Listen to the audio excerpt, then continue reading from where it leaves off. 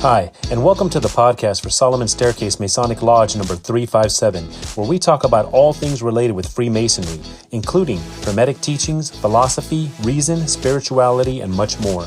We're located in Buena Park, Southern California. Tune in as we continue to update our podcast with informative talks and articles for Masons worldwide and those who would like to inquire within.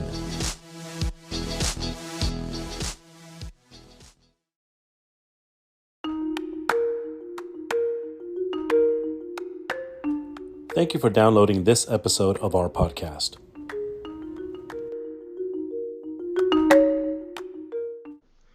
All right, welcome aboard as we go through the August 2023 Trestle Board for Solomon Staircase Masonic Lodge.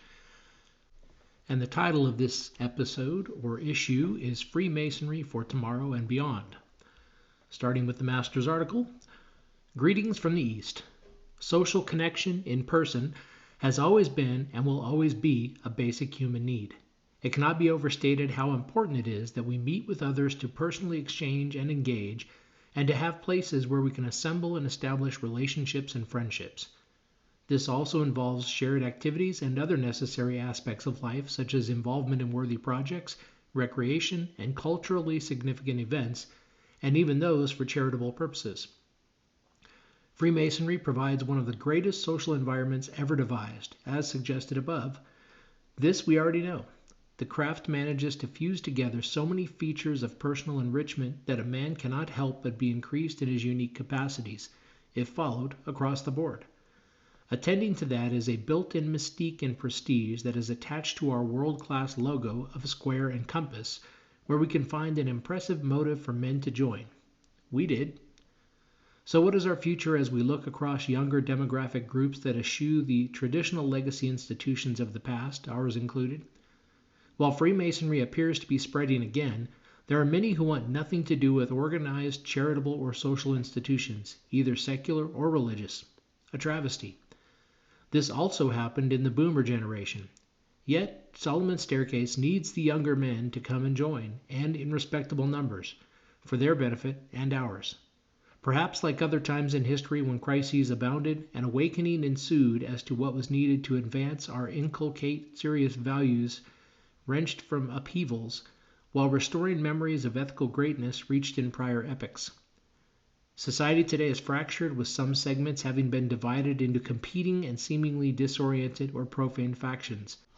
The outcome of conflict is evident. Such is difficult to change. Let's hope this leads the quiet and thoughtful good man to come and seek us, and join in our efforts to perpetuate our sublime and gentle craft of enlightenment. We need to be openly promoting our benefits to the right prospects. Grand Lodge has recently implemented a prospect gathering program that successfully offers an advisor by telephone to inform and guide the caller to local lodges. It appears to be working. John McCarger, Master. And the next article, also titled Freemasonry for Tomorrow and Beyond, was written by the Senior Warden, Shivam Sharma. So deep and muddy are some waters that throwing a pebble won't generate a ripple. Don't even try. That's how it's kept. You got that right. Misunderstood. The allegory mired in signs and secrets will stay intact as long as the traditions of secrecy are kept as it is. It is made to look like all arrangement is for the candidate, and without the senior members that hold the fort, it might all crumble like a smokescreen. Respect for the elders in the Blue Lodge and studying the craft will pave the way for this craft that laid its foundation in 1717 in London. Many times excommunication from the influential elite and paranoia from time to time have kept Freemasonry's recruitment tool strong, however mired in suspicion.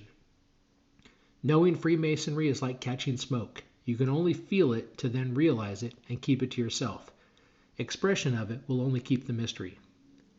The veil of secrecy is like insulation, not for every eye to capture, i.e. the volts. Future generations of Brotherhood can't afford to be self-proclaimed high achievers. It is their privilege to safe keep the mysteries as long as they can keep them. How to make it all possible is the question. Follow the senior members and traditions of accusing oneself and excusing one another. Perhaps this is the price of keeping free hand in the lodge and being the beacon of light for fellow brothers and prospects. Spilling coffee while in deep thought is not a problem. Marking it as someone else's forte to clean is. Responsible shoulders will keep the craft swimming in the tides of opposition.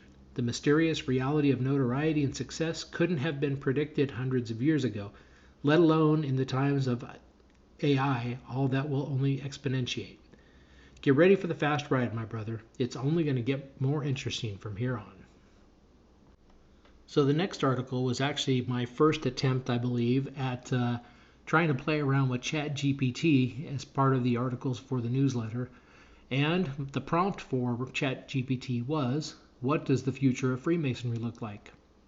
And the response was, as an AI language model, I don't have access to real-time data, and my knowledge is limited to information available up until September 2021. Therefore, I cannot predict specific events or developments that may have occurred after that date. However, I can provide some insights into the potential future trends of Freemasonry based on its historical context and existing trends up until 2021. 1. Declining membership. Freemasonry, like many traditional organizations, has been experiencing a decline in membership over the past few decades. This trend may continue as societal values and interests change, and younger generations might not show the same level of interest or commitment to join fraternal organizations. 2. Evolving traditions. Freemasonry has a rich history and many traditions that have been preserved over centuries. However, to remain relevant and appeal to modern sensibilities, Freemasonry may evolve some of its practices and adapt to contemporary values while preserving its core principles. 3. Embracing technology. Freemasonry may increasingly incorporate technology to enhance communication, education, and administrative processes. Online forums, virtual meetings, and digital resources could become more prevalent to facilitate connectivity among members. 4. Increased focus on charity and community service. Freemasonry's commitment to philanthropy and community service is likely to continue in the future.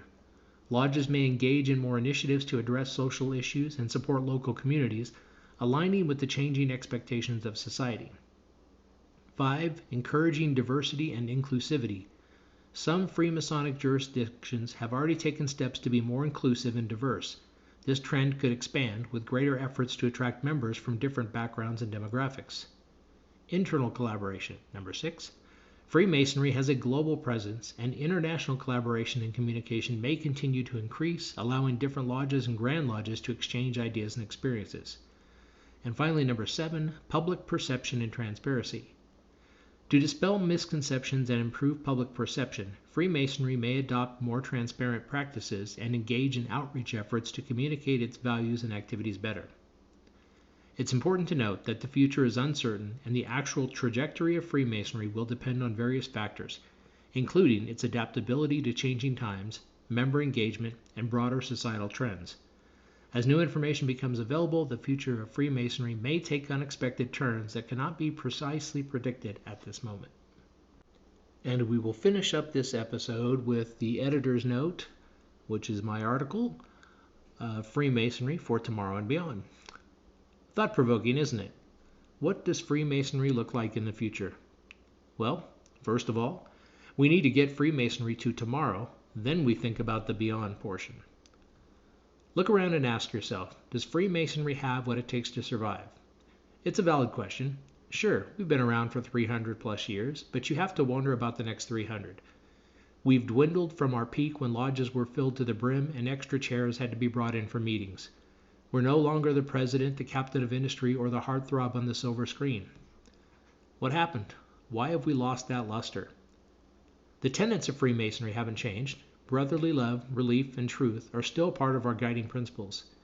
Seems to me like 3 things we could use more of in our world. Freemasonry speaks of faith, hope, and charity, with charity being the greatest of these. Not a bad thing in my eyes. How about the 4 cardinal virtues of temperance, fortitude, prudence, and justice? These sound like great virtues for any person to have, whether a Mason or not. So it doesn't seem that the principles, tenets, or virtues are the issue. What do you think is missing that will need to be brought back or brought to the forefront of Masonry? For me, it is that sense of belonging, that sense of being involved in something far greater than yourself. In a world where people can hardly look up from their phones long enough to acknowledge the other person at the dinner table, it's nice to have a place you can go where you are wanted and others are interested in you and your life. A place where you can find men who may or may not be like you, but have the same interest you do and are also looking for something more than how to best use ChatGPT or some other version of AI to make their jobs easier or work themselves out of a job. I can see Freemasonry surviving into the future, and the fact that we are seeing more and more young men join gives me some hope that I am not just waxing philosophical. I see men also who want more. COVID taught us that living off of our phones and computers is okay for a short time, but it doesn't fulfill the deeper need for belonging. It doesn't help us get closer to that higher power. It doesn't help us find true friends who we can laugh with, cry with, get advice from, or just hang out with. In my small town, we have a small lodge with not many members. I was just telling my wife the other day that it seems odd that I never run into any other lodge members around town. That same day, I ran into one at the gas station and we chatted until we both realized we had to get on with our days. Then that same evening, I noticed another lodge brother sitting at the table across from us at the restaurant we were having dinner at. We stopped and chatted with him and his wife, and I could tell it made all of us feel a little better to be acknowledged and to have that short conversation. To me, the Freemasonry of tomorrow looks a lot like the Freemasonry of today. Maybe more technology involved as we see virtual lodges abound, but still a group of good men striving to make themselves better by being around other good men. But what about beyond? Let me ask ChatGPT and see what we get. Peace. And thank you for listening, and hope you enjoyed it. And stick around. We'll get back on track with getting a bunch of episodes posted over the next several weeks.